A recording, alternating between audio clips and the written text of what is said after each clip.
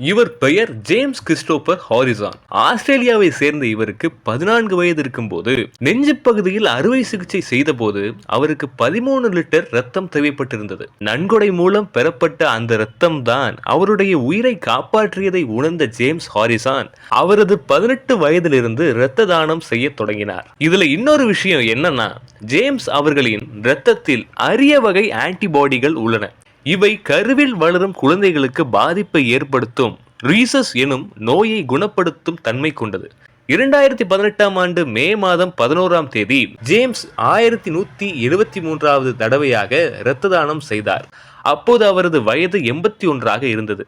அதனால் அவரது வயதை கருத்தில் கொண்டும் ஆஸ்திரேலிய அரசின் இரத்த தான கொள்கையின்படியும் இனி அவர் இரத்த தானம் செய்ய தடை விதிக்கப்பட்டது. இருப்பினும் ஜேம்ஸ் அவர்களின் இரத்தத்தில் இருந்த பிளாஸ்மா சுமார் 20 லட்சம் குழந்தைகளுக்கு உதவியதாக கூறப்படுகிறது.